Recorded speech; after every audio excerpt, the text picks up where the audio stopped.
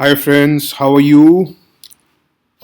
मैंने नया YouTube channel शुरू किया है regarding how to prepare UPSC civil service exams.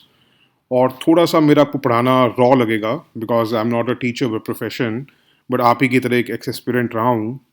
और 2009 से लेके 2019 तक मैंने 10 साल तक यूपीएससी की तैयारी की है। सारे अटैम्प्ट्स नहीं दिए, बट बीच बीच में देता रहा। लाइक 2009 दिया, 10 दिया, फिर 14 दिया, 15 दिया, और उसके बाद 18 भी दिया, 19 भी दिया। तो नहीं हो पाया, नहीं लिखा था होना, बट ऐसा नहीं है कि कभी कुछ हुआ ही नहीं। एंड तक कई बार पहुंचे, but somehow couldn't go through. और तो वही एक्सपीरियंसेस आपके साथ, क्या गलतियां हमने की, क्या गलतियां से आप कुछ सीख सकते हो। न्यूज़पेपर एनालिसिस मैं बेसिकली अभी इसमें स्टार्ट कर रहा हूँ। और न्यूज़पेपर एनालिसिस हमारा थोड़ा सा, मतलब जो लोग करा रहे हैं उनसे बहुत डिफरेंट लगेगा आपको, क्योंकि ऐसा नहीं है कि वो गलत करा रहे हैं, बट आई थिंक मैं भी जो, मतलब जब तैयारी करता था तो मुझे चाहिए था कि कोई मुझे बताए कि यार न्यूज़पेपर से इतने क्वेश्चंस आते हैं, तो कैसे हम क्वेश्चंस को पिक कैसे करें कि हाँ यार न्यूज़पेपर से ये क्वेश्चन आ सकता है, ये क्वेश्चन आ सकता है। बट हाँ, अब ये 10 साल का एक्सपीरियंस है मुझे, प्रीलिम्स कई बार दिया है, करा है थ्रू। तो इसलिए हमें मतलब अब मैं अगर जनरली भी न्यूज़पेपर पढ़ता हूँ तो मैं ये देखता हूँ यार ये तो प्रीलिम्स के लिए क्वेश्चन बन सकता है, ये प्रीलिम्स के लिए क्वेश्चन बन सकता है। तो वही अपनी जो नॉलेज है मैं आपके साथ शेयर करना चाहता हूँ थ्रू दिस चैनल। तो आई होप आपको अच्छा लगे। इसमें सबसे बड़ी बात आपके साथ ये नहीं होगा, मैं आपको ये कहूँगा कि ये देखिए ये लाइन बहुत अच्छी लग रही है, तो इसको आप थोड़ा सा और स्टडी कर लेना। वो सब मैं ही करूँगा। आई मेक श्योर कि अगर मैं एक चीज़ बता रहा हूँ आपको, जैसे सपोज कोई भी किसी सेक्टर के ऊपर कि ये क्वेश्चन आ सकता है उसके ऊपर, तो आई मेक श्योर कि मैं उसके साथ आपको एक पॉइंट्स भी दूँ कि हाँ ये इसके चीट कोड्स बनते हैं, या ये इसके साथ आपको ये नॉलेज, और ताकि आप उसमें आप नोट्स बना लें। मतलब मैं आपको ये इंश्योर कर सकता हूँ कि अगर आप जैसे अगर आप इसके थ्रू जाएंगे, मैं ये नहीं कहूँगा कि आप न्यूज़पेपर ना पढ़िए, न्यूज़पेपर तो मस्ट है। क्योंकि देखिए फॉर्डर पॉइंट्स फॉर मेंस वो हमें वैसे भी मिल जाते हैं बाय योजना, कुरुक्षेत्र और magazines.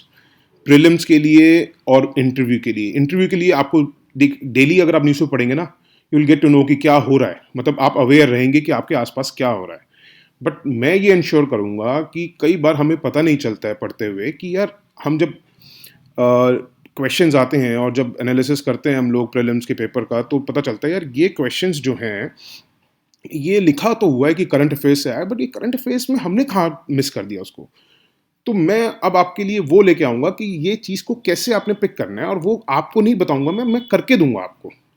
I go through the newspapers, जो जो हम जैसे हम करा करते थे कि कैसे इसके अंदर से, और ये नहीं है कि सिर्फ प्रीलिम्स का बताऊंगा, मेंस का भी आपको मैं छोटे छोटे पॉइंट्स दूंगा कि ये इसको आप नोट कर लीजिए, ताकि ये फॉर्डर पॉइंट बन सकता है किसी भी क्वेश्चन में। You can add this point, तो वो आपके लिए थोड़ा सा आइसिंग ऑन अ केक हो जाएगा। तो आई होप आपको अच्छा लगेगा। ये हो सकता है आने वाली वीडियोस में आपको रोज़ ये इंट्रो मिले, क्योंकि मैं चाहता हूँ कि जितने ज़्यादा व्यूअर्स आए उनको पता चले कि ये channel what is all about.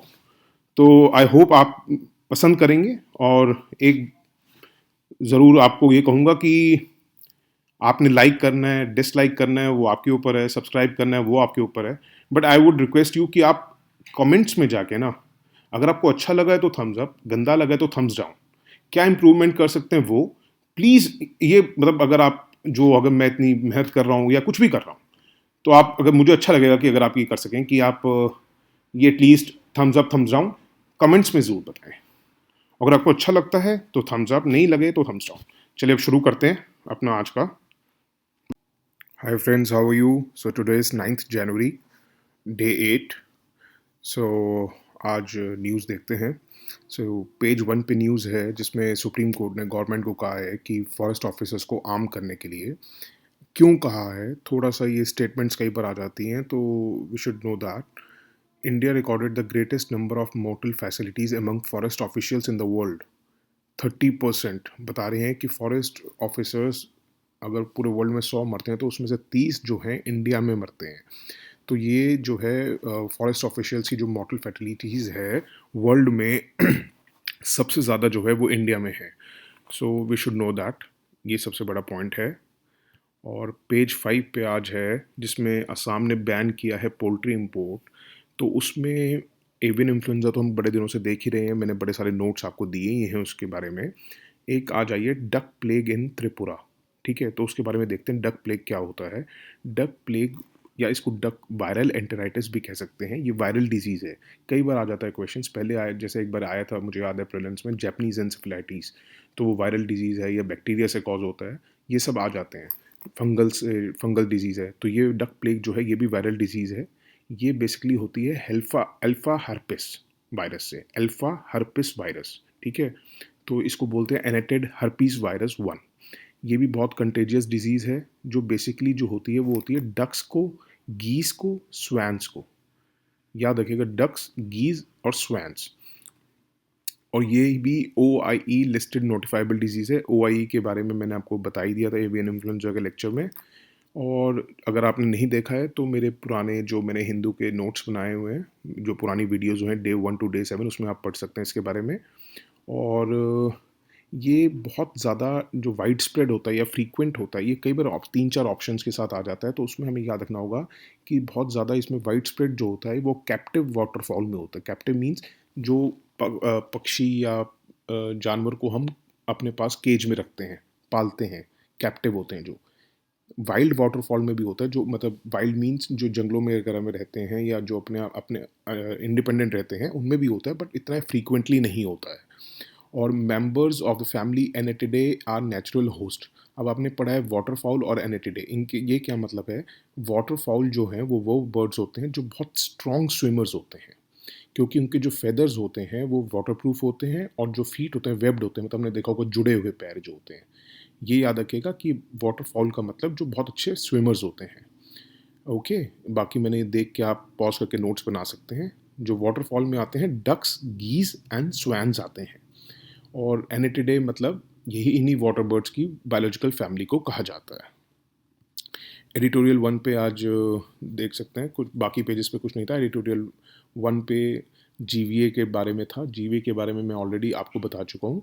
अगर इसमें कुछ नोट करना है तो कई बार कभी स्टेटमेंट कुछ ऐसी आ जाए कि इस बार जो GDP को जिसने सबसे ज़्यादा पुश किया है वो क्या है, तो उसमें आप बता सकते हैं कि सबसे ज़्यादा जो पुश किया है इस बार GDP को, वो किया है प्राइवेट कंजम्पशन एक्सपेंडिचर ने। प्राइवेट कंजम्पशन एक्सपेंडिचर, पर्सनल भी कह सकते हैं उसको, पर्सनल कंजम्पशन एक्सपेंडिचर। ये देखिए लिखा हुआ है प्राइवेट कंजम्पशन एक्सपेंडिचर। ये ये कह सकते हैं आप 50% से ज़्यादा इसका हिस्सेदारी रही है GDP को पुश करने में after Covid. Personal private consumption expenditure मतलब जो आप और हम लोग खर्चा करते हैं, जो कंज्यूमर्स खर्चा करते हैं। GVA के बारे में मैंने कल काफ़ी नोट्स बनाए थे, वो आपने देख ही लिए होंगे। एक थोड़ा सा इसमें GVA के बारे में देख लेते हैं कि ये 2015 में आया था। ओके, तो ये हमने बेसिकली जो एक UN का सिस्टम है नेशनल अकाउंट्स का, उस वजह से ये सब आप नोट्स बना सकते हैं। UN का सिस्टम एक नेशनल अकाउंट्स का, उसको कन्फर्मिटी में लाने के लिए हमने ये GVA इंट्रोड्यूस किया था 2015 में। इसका जो बेस ईयर है वो 2011-12 है। कई बार पूछते 4-5 ऑप्शन के साथ पूछ लेते हैं बेस ईयर ये है, ये है, ये है। तो याद रखिएगा कि बेस ईयर इज़ 2011-12। और इसमें जो है जो सेक्टोरल क्लासिफिकेशन होती है वो 8 सेक्टर्स होते हैं इसके अंदर। GVA जो है 8 सेक्टर्स के अंदर क्लासिफाइड है। Agriculture, forestry, fishing, mining, quarrying, manufacturing, electricity, ये सब आप नोट्स बना सकते हैं इसका। Construction, trade, hotels, financial, public administration, defence and other services. अब आप पूछेंगे कि इतना सब कुछ याद कैसे कर सकते हैं इतना। देखिए क्या होता है, इनके आप नोट्स बना लेते हैं, जब आप 3-4 बार रिवाइज करेंगे ना, उस टाइम आपको ये चीज़ें याद रहती हैं जब आप पेपर अटैम्प्ट करने लगते हैं। तो आपको हर चीज़ याद करने की ज़रूरत नहीं है। आप जब थ्रू होते रहेंगे तो आपको जब पेपर में ऑप्शंस आएंगी तो आपको ईजिली याद आ जाएगा कि हाँ ये मैंने पढ़ा हुआ है। और ये 8 मोटा मोटी जब उधर जो 4 दे रखे होंगे ऑप्शंस, तो आप उसमें से पिक आउट कर सकते हैं हर चीज़। आज पेज 9 पे था कि जिसमें फॉरेन सेक्रेटरी का आया हुआ है कि एक्सटर्नल अफेयर्स सेक्रेटरी का, सॉरी, स्पोक्स पर्सन का मिनिस्ट्री ऑफ एक्सटर्नल अफेयर्स के, कि hand over power should be peaceful. जो ये इन्होंने जो ट्रंप ने किया है वहाँ पे जो सारा, उसमें एक जगह ये था काटसा के बारे में। ये थोड़ा सा देखने वाली बात है, ये देख लीजिए काटसा है क्या बेसिकली। क्योंकि एक तो US ने हमें वार्न किया था, जो हमने रशिया से S-400 मिसाइल डिफेंस सिस्टम लिया था, कि हम इसमें इंडिया में रिस्क। काटसा लॉ, काटसा क्या है, इसकी आपने फुल फॉर्म तो यहाँ पढ़ी ली होगी, countering of American adversary through sanctions act. इसका बेसिकली मतलब क्या है कि ये इन्होंने 2017 में इनेक्ट किया था।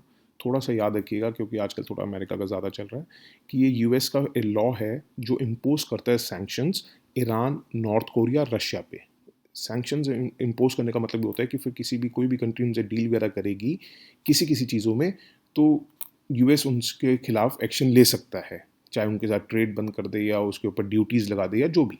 तो उसने साथ में इसके साथ इन्होंने सैंक्शन अगेंस्ट कंट्रीज़ भी की थी जो रशिया के डिफेंस या इंटेलिजेंस सेक्टर्स के साथ कोई सिग्निफिकेंट ट्रांजैक्शंस करेंगी या कुछ भी करेंगी। और हमने S-400 मिसाइल सिस्टम जो है रशिया के साथ किया है, तो रशिया के डिफेंस के साथ हम ट्रांजैक्शन कर रहे हैं, तो उनके अगेंस्ट भी सैंक्शंस कर सकते हैं यूएस। ठीक है। और S-400 क्या है जो हमने उनसे ली है, वो एक basically air defence missile system है। मतलब अगर ऊपर आकाश से कोई एयरक्राफ्ट जा रहा है या मिसाइल है या बॉम्बर्स हैं या ड्रोन है, तो हम ज़मीन से ही मिसाइल मारेंगे और वो वहीं पे नष्ट हो जाएगी। मतलब हमें ऊपर आसमान में जाके मारने की ज़रूरत नहीं है, हम नीचे से भी मार सकते हैं। उसकी जो रेंज है 380 किलोमीटर्स है। ठीक है, ये this is long range surface to air missile defence system. ठीक है, आप इसका पढ़ के बाकी नोट्स बना सकते हैं। पेज 10 पे आज ये कुछ घटिया लोगों ने जो गंगेटिक रिवर डॉल्फिन के साथ किया है वो देख लीजिए। तो अब इसमें हमें ये नहीं देखना है कि इन्होंने मारा है, हमें बेसिकली रिवर डॉल्फिन का पढ़ना पड़ेगा कि ये नेशनल एक्वेटिक एनिमल है। और आपको पता ही होगा नरेंद्र मोदी जी ने प्रोजेक्ट डॉल्फिन स्टार्ट किया for the conservation of aquatic mammals. अब गैंगेटिक डॉल्फिन का हमें देखना ज़रूरी है कि जो डॉल्फिन्स हैं बेसिकली, जो गैंगेटिक डॉल्फिन्स शेड्यूल 1 में आती हैं वाइल्ड लाइफ प्रोटेक्शन एक्ट 1972 में, अपेंडिक्स 1 साइट्स के में, अपेंडिक्स 2 CMS। ये दोनों ज़रूरी नहीं है, बट वैसे तो पढ़ लीजिएगा ताकि थ्रू हो जाएंगे, बनाते रहेंगे नोट्स तो आपको इजी रहेगा याद करना उस टाइम। और ये एंडेंजर्ड में आती है IUCN की रेड लिस्ट में। जब भी वर्ड आए ना कि ये पक्षी या जानवर ये एंडेंजर्ड है या क्रिटिकली एंडेंजर्ड है, तो समझ लीजिएगा कि अगर उसको एंडेंजर्ड कह रहे हैं तो वो IUCN की रेड लिस्ट में आता होगा। जो साइट्स है या CMS है वो अपेंडिक्स बनाते हैं, और जो वाइल्ड लाइफ प्रोटेक्शन एक्ट है वो हमारे शेड्यूल्स में बटी हुई है। तो याद रखिएगा, एंडेंजर्ड का जब भी वर्ड आएगा तो IUCN से रिलेटेड होगा, शेड्यूल का जब भी वर्ड आएगा वो Indian wild life protection act से रिलेटेड होगा, अपेंडिक्स का आएगा तो वो साइट्स एंड CMS से होगा। जो इस बार मेरे चैनल पे नए आए हैं, तो मैंने already wild life protection act 1972 और IUCN का बहुत डिटेल में नोट्स बनाए हुए हैं, और वो आप पुराने लेक्चर्स में देख सकते हैं, या डे 2, डे 3, डे 4 में अगर आप जाना चाहें और पढ़ना चाहें तो उसमें आपको पूरा पता चल जाएगा इसके बारे में।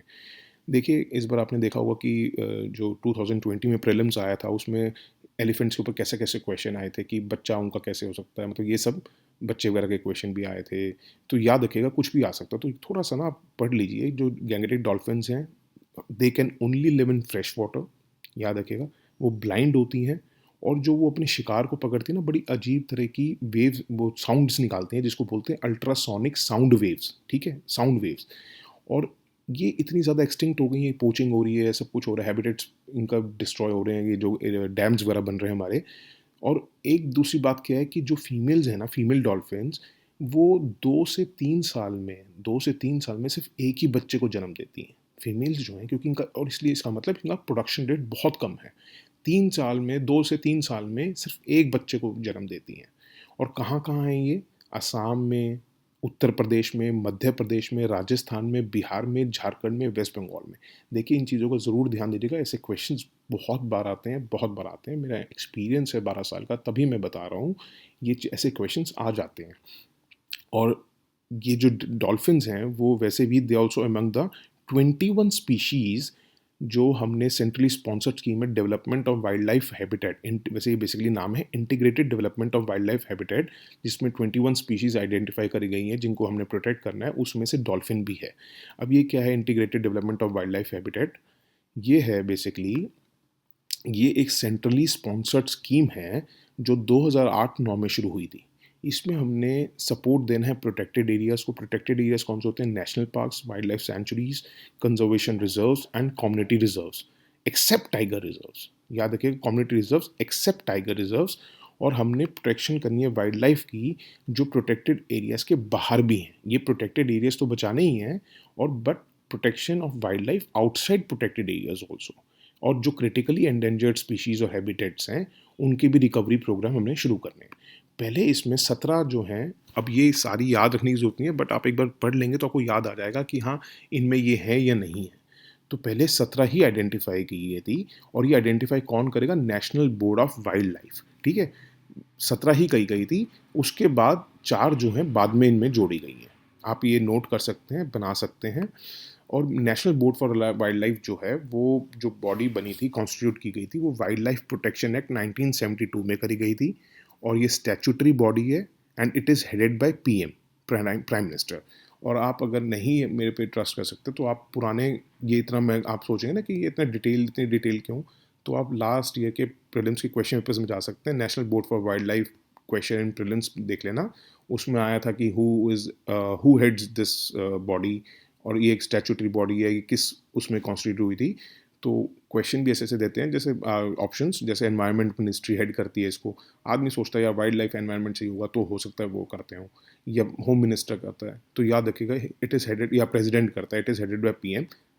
मैं अगर आपको ये चीज़ें बता रहा हूँ, अगर इतनी डिटेल में मैं नोट्स बना रहा हूँ, ये जैसे मैंने अभी आपको देखा होगा कि अपना डग प्लेग का मैंने देखा है, तो डग प्लेग में आज वो साइंस की एक साइट पे गया था, science.com पे, तो उसमें से सारी डिटेल्स निकली हैं, वर्ल्ड साइंस करके है। तो मेरे को पता है ये कैसे क्वेश्चंस आ सकते हैं, इसलिए मैं इतनी आपको डिटेल में जा रहा हूँ, नहीं तो मुझे ज़रूरी नहीं है कि आपके नोट्स ज़्यादा बने। तो ये चीज़ें ज़रूर नोट कर लीजिएगा। कई बार हम सोचते हैं कि ये हिंदू न्यूज़पेपर में हमने तो पढ़ा नहीं है, ये कैसे आ गया? इंटीग्रेटेड डेवलपमेंट, ये तो फॉर वाइल्ड लाइफ हैबिटेट, ये तो 2008 में बना था, इस बार क्वेश्चन क्यों आ गया?